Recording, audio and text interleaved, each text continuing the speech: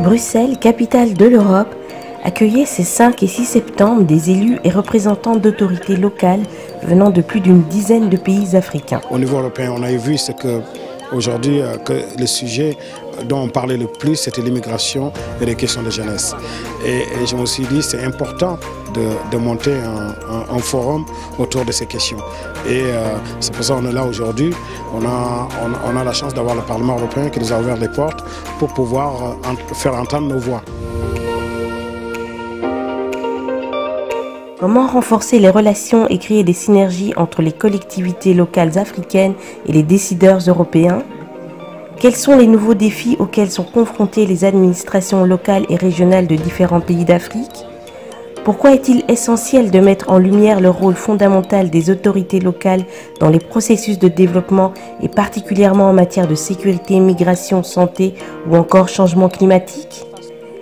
Tels sont les axes qui ont été abordés dans les différentes institutions européennes. Nous pensons que dans les relations Union européenne et l'Afrique, il faut que ces relations soient plus tournées vers les collectivités locales. Il faut qu'une redéfinition de ces relations soit faite pour que l'on renforce les capacités des collectivités locales, parce que nous pensons que c'est à ce niveau que peuvent se gérer les questions de paix, de sécurité, parce qu'il s'agit de questions de proximité. La présence de présidents des régions, des collectivités, municipalités vont beaucoup aider dans ce processus. Et je peux même dire qu'à partir de là, ici au niveau de l'Europe, on a essayé de créer un autre instrument de financement. C'est le fonds de garantie.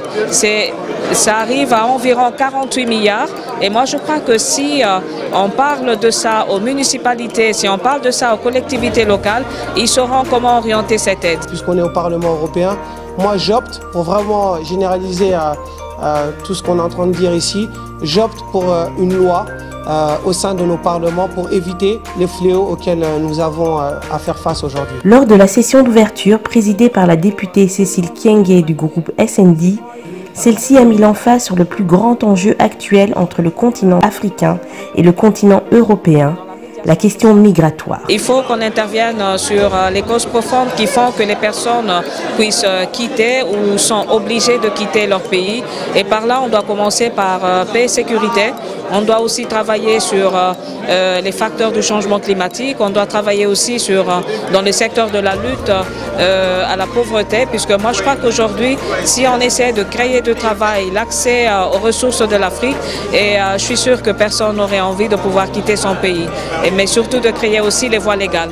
Je travaille beaucoup sur ça, dans la mobilité, et ça peut aider aussi les personnes à pouvoir choisir librement si quitter leur pays ou bien si rester dans leur pays d'origine, mais à travers des voies légales, sans trop tomber dans les pièges des trafiquants des êtres humains. Cette rencontre, orchestrée par CBS et Meridia Partners, a suscité un engouement certain parmi les élus locaux africains qui ont vu l'opportunité d'échanger avec leurs homologues et d'en apprendre davantage sur les dynamiques qui régissent les instances européennes. J'ai retenu l'organisation de comités européennes, comment ils se sont organisés, des groupes de travail.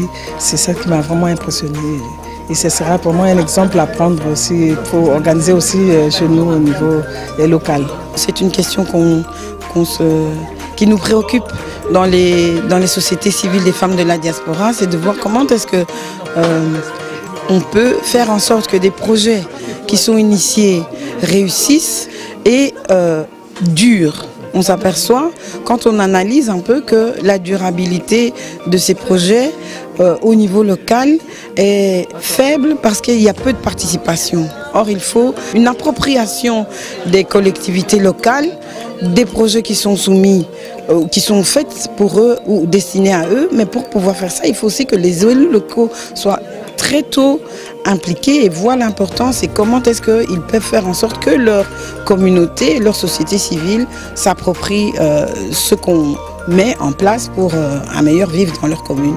Au regard des rapports EU-Afrique qui sont parfois inégaux, cette rencontre, les échanges qui en découleront, augureront peut-être d'un changement dans le dialogue entre l'Afrique et l'Union européenne.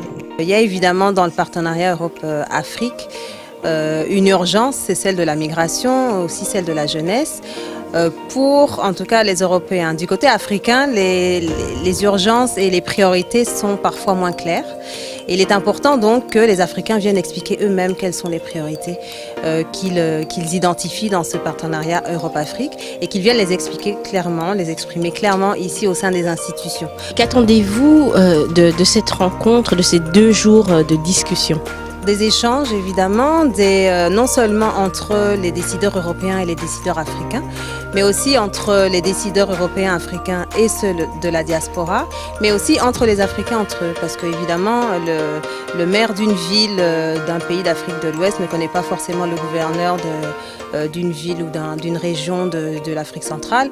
Donc c'est important aussi de créer du lien entre les Africains eux-mêmes et voir qu'en fait finalement il y a des thématiques communes, il y a des préoccupations communes, il y a des priorités communes et pouvoir les exprimer clairement de nouveau face aux institutions de l'Europe. La jeunesse est le meilleur allié du continent africain et l'on peut faire confiance à cette nouvelle génération pour ne plus s'en laisser compter.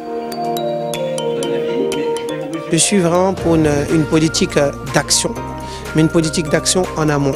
C'est-à-dire, les politiques africaines aujourd'hui sont beaucoup calquées sur ce qu'on connaît en Europe. Il faudrait changer cela et pour cela, malheureusement, il faut un changement générationnel. La politique, c'est quoi? Ce n'est pas une histoire de parti, droite, gauche, rouge, vert ou autre. C'est lorsque l'on s'intéresse à la vie de la gestion de la cité. Et la cité, c'est quoi? Ce sont des hommes, des femmes, des enfants qui ont des aspirations, qui ont des joies, qui ont des peines, qui ont des craintes et autres. Et le politique est censé travailler à apporter une solution viable. Et on voit que pour la jeunesse, cette solution n'existe toujours pas.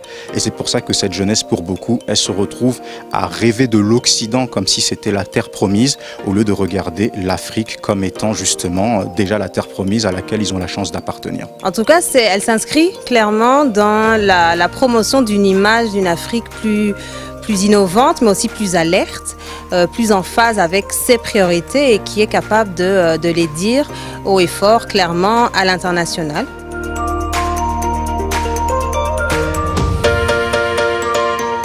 Que ce soit les décideurs africains ou les décideurs européens, tous sont préoccupés par une question: l'emploi des jeunes. L'insécurité, l'immigration sont la résultante du chômage des jeunes sur le continent africain. Les différents intervenants ont pris conscience de ces problématiques et n'ont pas manqué d'en pointer les causes et de proposer des solutions. Ce qui manque, c'est l'État qui très souvent est en retard par rapport à la dynamique de la population. Et si l'État, par ce biais, avec une autonomie financière, avec une coopération décentralisée avec l'extérieur plus structurée, mieux organisée, mieux planifiée, il y a beaucoup de choses qu'on pourrait améliorer, lutter contre l'immigration clandestine, réintégrer les compétences de la diaspora qui a de l'extérieur pour qu'ils puissent apporter leur know-how à leurs parents restés au pays. Je pense que c'est quelque chose de formidable qui peut nous permettre de faire avancer la construction du développement. L'Afrique de demain se construit aujourd'hui avec toutes ses forces vives.